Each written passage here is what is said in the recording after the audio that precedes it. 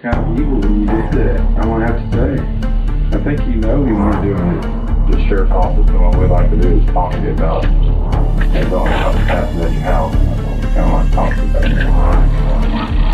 it. Why'd you get rid of that shirt? It had pieces of my mother's brain stuck to it. I killed Josh with a sledgehammer. I was laughing when I killed my mother. The words hang in the interrogation room like a death sentence. The boy who speaks them is 15 years old. His voice is flat, emotionless, and what he's about to reveal will make seasoned detectives question whether they're sitting across from a victim of severe mental illness or something far more sinister. It's just after dawn in Hendersonville, Tennessee, August 10, 2012. Smoke billows from a suburban home as firefighters battle flames that have consumed the second floor. Inside, they make a discovery that transforms a routine house fire into something infinitely darker. A woman's body, Melanie Davis, 41 years old, single mother, paralegal, triathlete. She's lying on her bed, covered in blood, her face so brutally disfigured that identification will require dental records. But here's what makes investigators' blood run cold.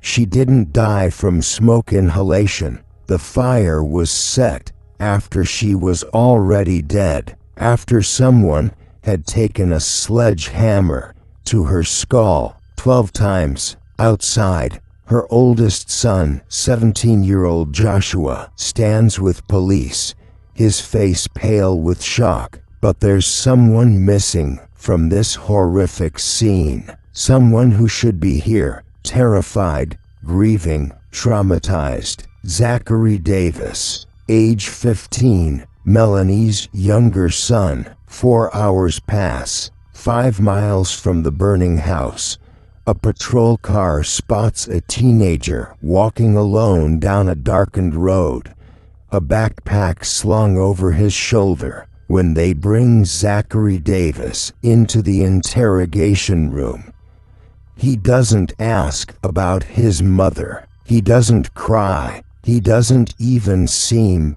particularly concerned. And when they ask him what happened, his answer is so matter-of-fact, so devoid of human emotion, that it sends chills down the spine of every person in that room. I killed my mom, but that's just the beginning of this story, because over the next several hours, Zachary will reveal details that paint a picture of something so disturbing, so calculated, and yet so chaotic that investigators will spend years trying to understand what really happened that night. Was this the work of a severely mentally ill child experiencing psychotic delusions, or was it something else entirely? A cold-blooded killer who'd been planning this moment for years.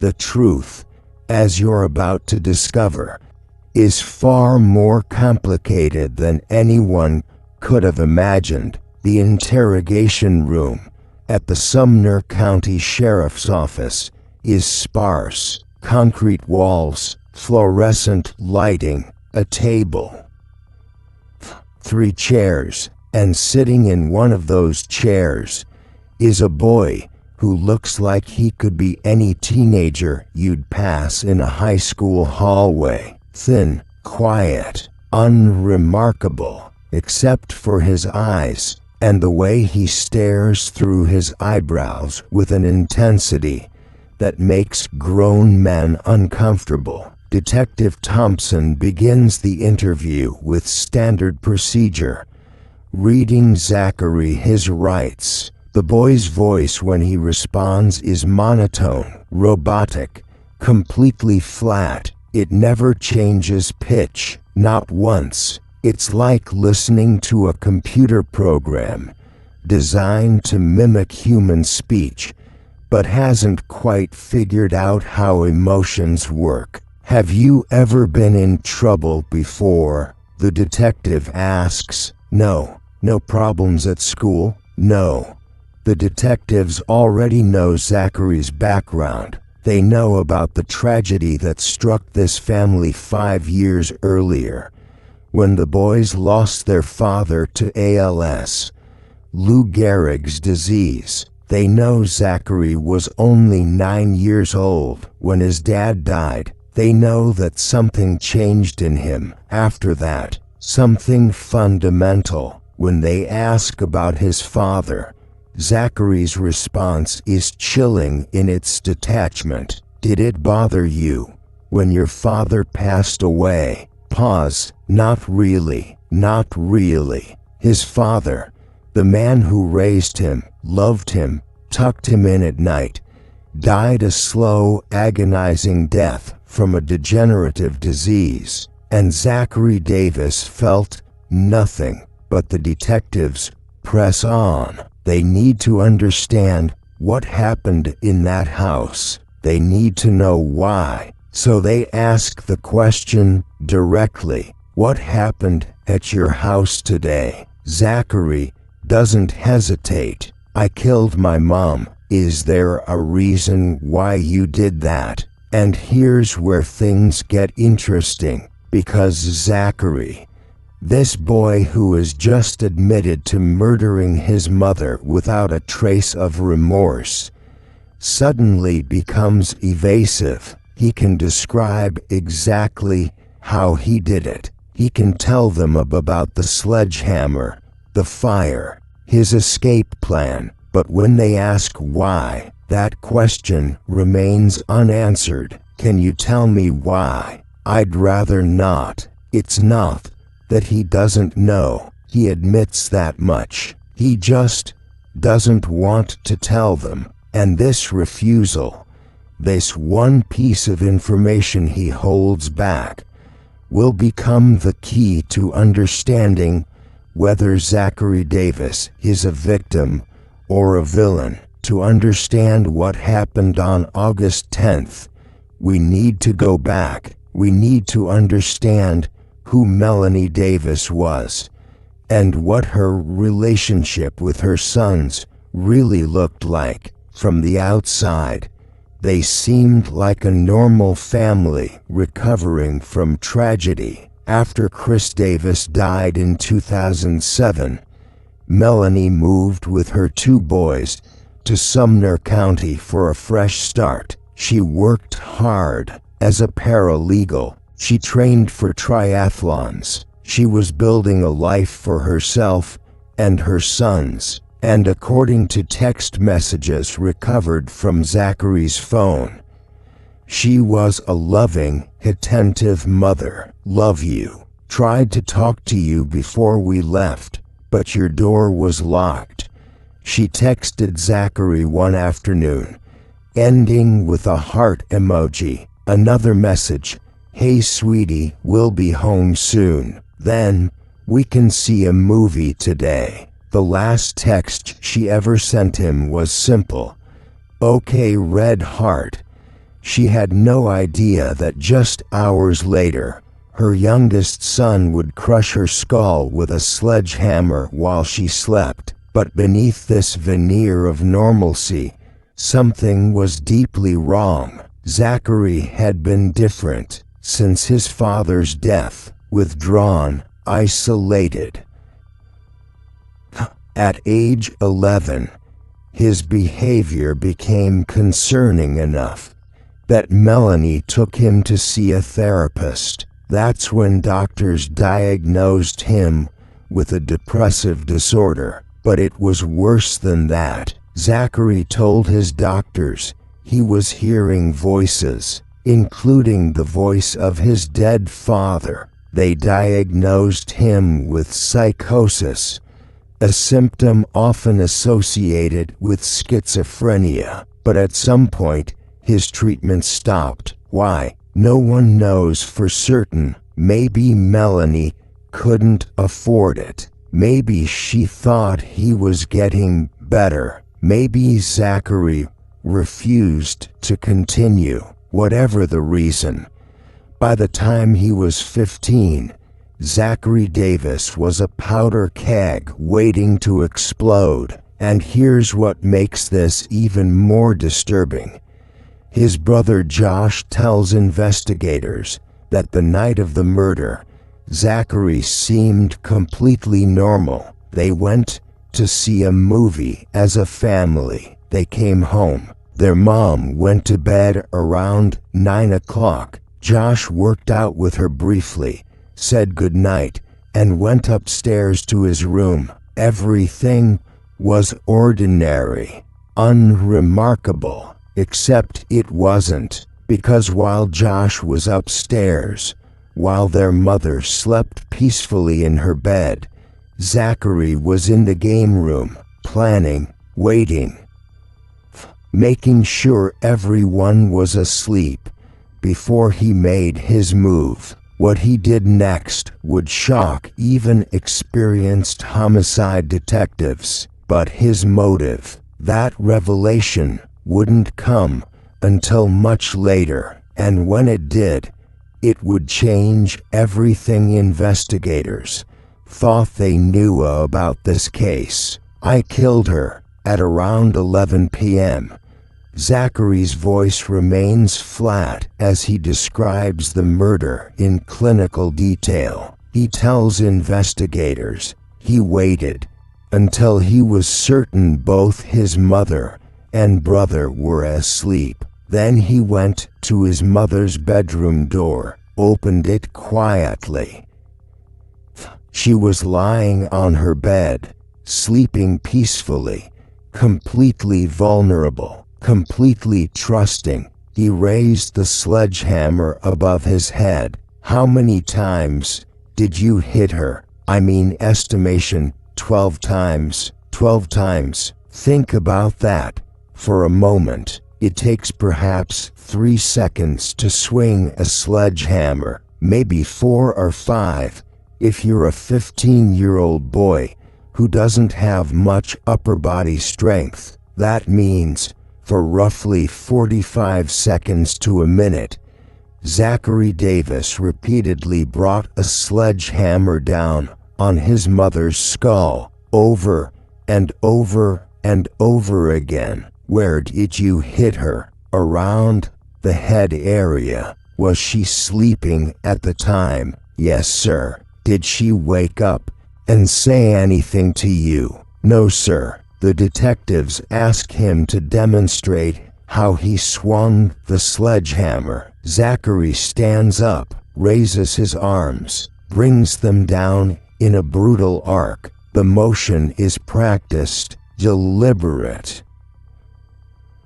And when they ask him why he hit her so many times, his answer is simple: to make sure she was dead. After the murder, Zachary did something that shows a level of calculation that seems to contradict the image of a psychotic break. He checked his mother's pulse, put his fingers to her neck to confirm she was gone. Then he locked her bedroom door from the outside to prevent his brother from potentially saving her. He attempted to drag her body upstairs to the game room, presumably to intensify the fire damage, but couldn't manage her weight, so he improvised. He poured lighter fluid around the game room and set it ablaze. But here's what's truly chilling.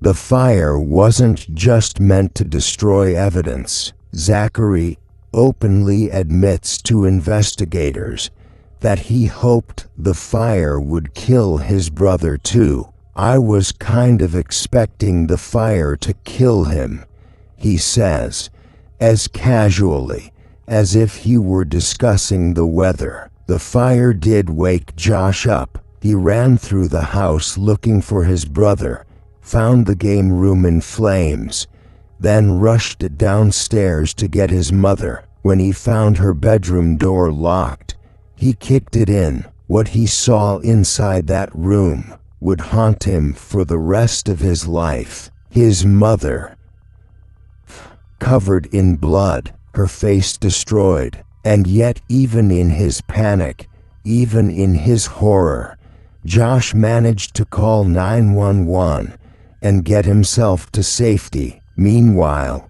Zachary had already fled. He'd grabbed a backpack he'd prepared earlier, walked to a convenience store, bought a Pepsi, and started walking with no clear destination in mind. According to unverified local reports, he ran nearly 5 miles nonstop before police found him wandering down a dark road in the early hours of the morning. During the interrogation, detectives mention a book they found in Zachary's possession, Misery, by Stephen King. In the story, a character uses violence against a victim. The investigators suggest perhaps this inspired his weapon choice. "Are you sure you didn't get any of your thought process from that book?" they ask. "No, sir,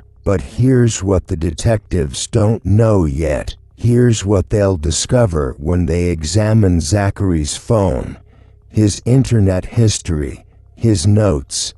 This wasn't about one book. This was about an obsession that had been growing for years." Zachary had downloaded apps about serial killers, about torture devices. He'd bookmarked articles about brutal murders, the Louisville chainsaw murder, a cult leader who killed a family of 5, the case of an 11-year-old girl in Japan who murdered a classmate. He'd saved dozens of gory images on his phone, and he'd written notes, disturbing notes. One entry, dated 7 months before the murder, reads like a manifesto. "After reading dozens of news reports about killers, I believe I found several consistent reasons why most killers are caught within a year. They rely too much on civilization. They don't migrate after kills. They use weapons that make loud noises." Zachary Davis, at age 14, was studying how to be a better serial killer, how to avoid the mistakes others had made, how to get away with murder. Another note is even more chilling. "Hanging over the masses like a shadow or a dark cloud, executing them all one by one without a sound, omnipresent and biding its time, ready to steal you away at your prime. Death will eventually punish us all." And then there's this, Samantha Marshall, female, possible victim. Who is Samantha Marshall? Was she a real person? A classmate? Someone Zachary was planning to kill next? Investigators never find answers to these questions, but what's clear is that Zachary Davis had aspirations that extended far beyond killing his mother. This may have just been the beginning. At the crime scene, investigators find something else. A code written on the sledgehammer handle, using an alphabetic key Zachary had created. They decode the message, Z Requiem, Z, possibly his initials, Zachary Everett Davis. Requiem, a mass for the dead. He'd named his murder weapon like a character in one of the books he read, like the serial killers he idolized. But if Zachary had been planning this for months, possibly years, if he'd studied murder methodologies and prepared his weapon and even had a list of future victims, then why does he still refuse to tell investigators his motive? What possible reason could justify this level of brutality? The answer, when it finally comes, will split this case wide open. There's a moment during the interrogation when Zachary does something unexpected, something that, depending on how you interpret it, either reveals him as a severely disturbed child or a master manipulator. "Why were you laughing when you killed your mother?" the detective asks. "I don't know." "Yes, you do." "I actually don't know." Laughing while murdering your mother isn't normal human behavior. It's not even normal criminal behavior. The detective points this out. It's just unusual for a 15-year-old to take a sledgehammer and be laughing his ass off and hit her in the head with it 12 times. But here's where we need to understand something about mental illness, particularly schizophrenia. People with this disorder can experience something called paradoxical laughter, inappropriate emotional responses to serious situations. They might laugh when someone dies, smile during a funeral, giggle while describing something horrific. It's not because they find it funny. Their brain is simply misfiring, unable to process emotions correctly. Zachary's phone notes show he'd been researching schizophrenia. He'd bookmarked articles about the condition. Was he trying to understand what was happening to him, or was he building a defense strategy? Throughout the interrogation, Zachary maintains his flat affect. No emotion, no tears, no visible remorse. When asked if he loved his mother, he responds, somewhat, somewhat. Not yes, not even no, somewhat. As if love were a mathematical equation he couldn't quite solve. But then investigators find his handwritten notes. One entry, presumably written just after the murder, reads, "I didn't feel anything. I didn't feel remorse. My only true regret was that I didn't give her a faster death. I didn't want her to suffer." That last sentence is important. I didn't want her to suffer. It's the first indication that Zachary might have had some capacity for empathy, for caring about his mother's pain. But if that's true, if some part of him didn't want her to suffer, then why the repeated blows? Why the sledgehammer? Why not a faster, more merciful method? The pieces don't fit together, and they're about to get even more complicated. What did he do to you? The detective's question seems to come out of nowhere, but they found something, evidence that suggests there might be more to this story than a simple case of a psychotic teenager snapping. Zachary shifts slightly in his chair. It's the first real movement he's made in hours. How long ago was that? Since 2008. 2008, the year after his father died, the year they moved to a new town, the year everything changed. Did you tell your mom about that? Yes. What did she do? She didn't believe me. And there it is, the motive. The reason Zachary Davis claims he's been planning to kill his mother for years. According to him, someone in the family sexually assaulted him when he was 11 years old. He told his mother. She didn't believe him, and from that moment on, he began plotting his revenge. But here's the problem. There's no evidence this ever happened. None. No police reports. No medical records. No witnesses. The person Zachary accuses denies it completely. And even more suspicious is how Zachary's story about this alleged assault keeps changing. First, he claims it happened once. Then he suggests it was ongoing. He says he stopped bathing to make it stop, that he didn't shower or bathe for years.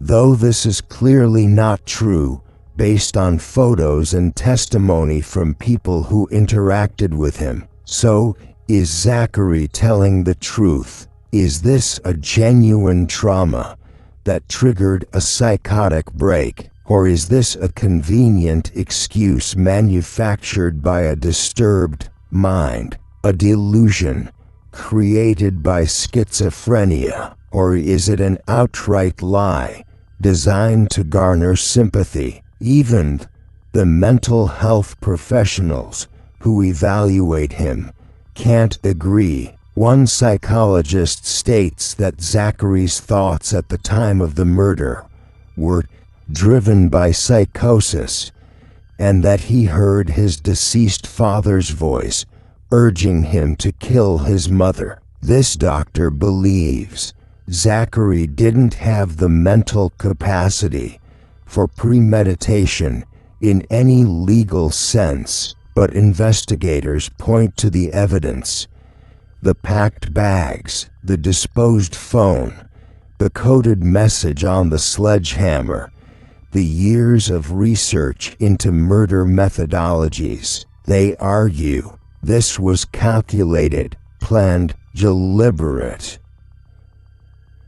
The truth is, both things can be true simultaneously. Zachary Davis can be severely mentally ill and capable of planning murder. He can experience hallucinations and manipulate his symptoms to his advantage. Mental illness doesn't make someone less intelligent. It doesn't prevent them from being calculating. If anything, it can make them more unpredictable, more dangerous. While Zachary is being interrogated, his brother Josh is in another room, giving his own statement to police. And what's immediately striking is how different the two brothers are in their demeanor. Where Zachary is cold and detached, Josh seems numb,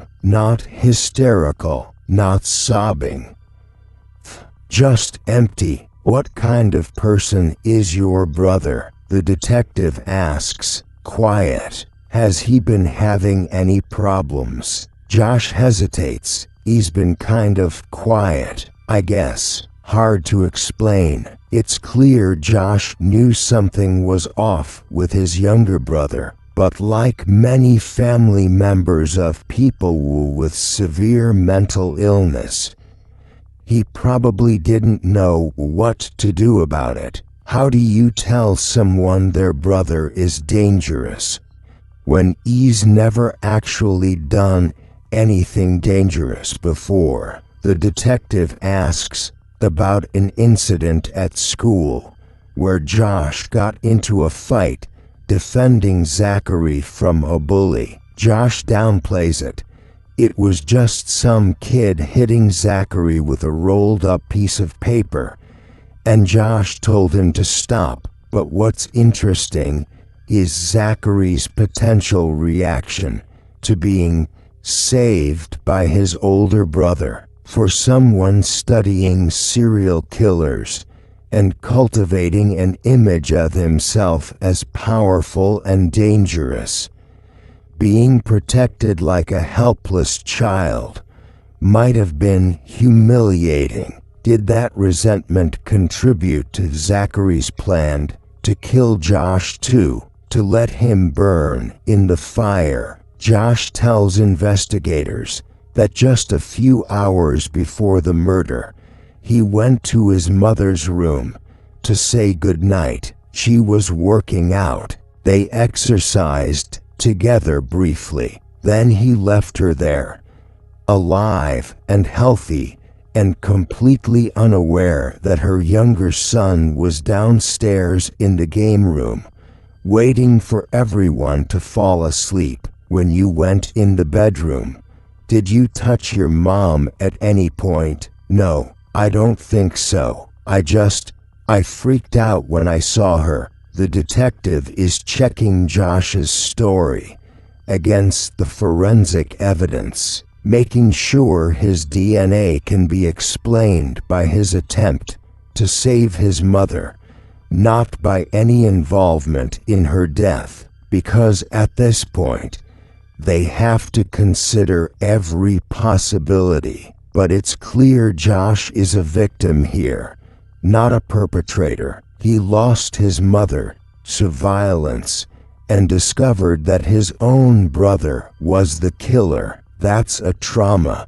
that will haunt him forever. As the interrogation winds down, investigators are left with more questions than answers. They know what Zachary did. They know how he did it, but they still don't know why. Not really. His story about abuse remains unverified. His claims about hearing his father's voice could be true or could be a convenient excuse. And his research into serial killers suggests this might have been about more than revenge. It might have been about something darker, something investigators don't want to consider, that Zachary Davis might have killed his mother simply because he wanted to know what it felt like to kill someone. But the story doesn't end in that interrogation room. In fact, it's only just beginning. 2.5 years pass. Zachary Davis has been evaluated by multiple mental health professionals. He's been diagnosed with schizophrenia and major depressive disorder. He's told his story multiple times to investigators, to doctors, to a psychologist, even to Dr. Phil, in a televised interview where he claims he killed his mother because she wasn't taking care of my family. His defense team is building a case around his mental illness. The strategy is clear. Zachary was psychotic at the time of the murder. He heard voices. He experienced delusions. He wasn't capable of understanding the nature of his actions. But then, during his actual trial, Zachary does something no one expects. He takes the witness stand. His brother Josh is sitting directly behind him in the courtroom. The two haven't spoken since that night, and as Zachary begins to testify, he looks directly at the jury and says, "I didn't do it." The courtroom erupts. His defense attorneys are stunned because for 2.5 years, Zachary has consistently admitted to killing his mother. He confessed immediately after his arrest. He provided detailed descriptions of the murder. He never once denied his guilt until now. "It was Josh," Zachary claims. "My brother killed our mother. I just took the fall for him. It's a desperate move, a last-minute Hail Mary attempt to avoid conviction, and it makes absolutely no sense given the evidence." Josh was found at the scene, covered in soot from the fire, having just called 911 after trying to save his mother. Zachary was found miles away, fleeing the scene with packed bags and his mother's blood still on his clothes. But here's what makes this moment so significant.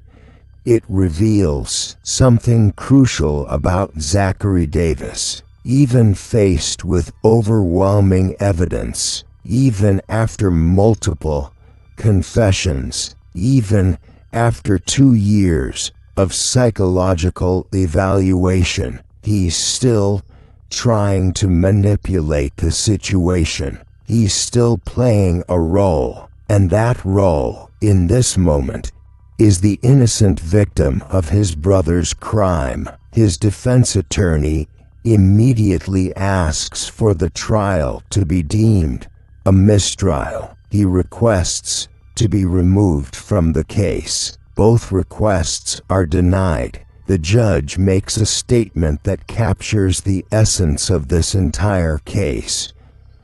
I'm not sure if Zachary is the ultimate con man and manipulator, or if he's genuinely mentally ill, but that's what the jury is here to decide. The jury deliberates. They review the evidence, the confessions, the forensic analysis, the psychological evaluations, the notebook found at the scene with its disturbing entries, the phone records showing Zachary's obsession with murder. They consider his mental illness, the schizophrenia, the depression, the possible delusions, the trauma of losing his father, the alleged abuse that may or may not have occurred, and they consider his behavior, the planning,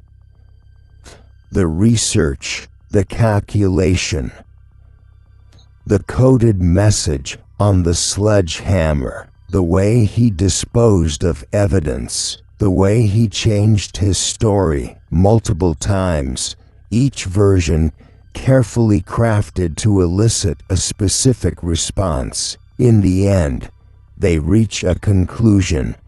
Zachary Davis knew what he was doing when he killed his mother. He may have been mentally ill. He may have experienced hallucinations, but he was capable of premeditation. He was capable of understanding right from wrong, and he chose wrong. The verdict: guilty of first-degree murder, guilty of attempted first-degree murder of his brother, guilty of aggravated arson. The sentence: 71 years in prison, eligible for parole after 51 years. When the verdict is read, Zachary shows no emotion, the same flat affect, the same monotone voice, the same boy who sat in that interrogation room years earlier, calmly describing how he laughed while beating his mother to death with a sledgehammer. Josh Davis doesn't make a statement to the media. He simply leaves the courthouse and attempts to build whatever life he can after losing both his parents and his only sibling. So,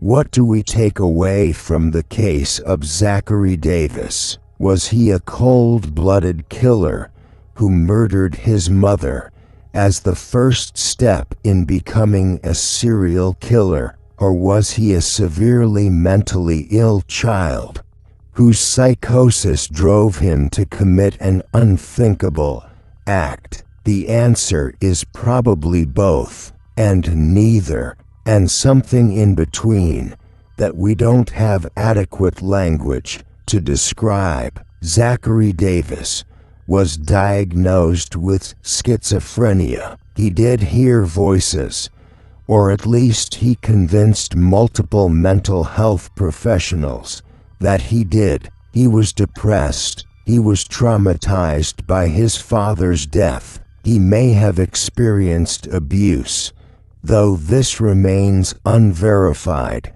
All of these factors contributed to his mental state, but he also studied serial killers. He planned his mother's murder. He named his weapon. He tried to kill his brother. He fled the scene with a prepared escape plan, and he lied repeatedly, consistently, manipulatively. Mental illness doesn't excuse murder, but it does help explain it. The tragedy of this case isn't just that Melanie Davis died a brutal, terrifying death at the hands of her own son. It's that warning signs were there. Zachary was diagnosed with psychosis at age 11. He was hearing his dead father's voice, and at some point, his treatment stopped.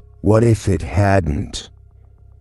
What if Zachary had received consistent mental health care from the time he was first diagnosed? What if his mother had had the resources or support to ensure he stayed in treatment? Would Melanie Davis still be alive today? We'll never know. What we do know is this: Zachary Davis sits in a Tennessee prison where he'll remain for decades. He'll be 66 years old before he's even eligible for parole. By then, his entire life will have been spent behind bars. He'll have missed his entire youth, his entire adulthood.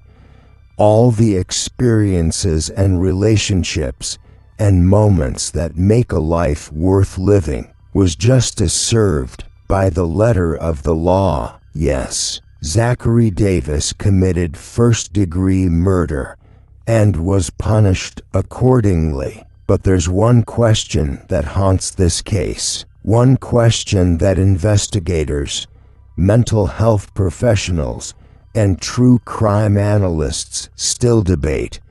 If Zachary Davis hadn't been caught that night, if the fire had spread as he intended, if his brother had died in the flames and the evidence had been destroyed, would there have been more victims? Was Melanie Davis the end, or just the beginning? That's the question that keeps people awake at night, because somewhere in a prison cell, Zachary Davis knows the answer, and he's never told anyone. If this story left you with questions you can't shake, if you're still trying to understand how a 15-year-old boy could commit such a horrific act, then you need to see what's next. The case I'm about to show you will change the way you think about family, trust, and the masks people wear. Click the video on your screen now.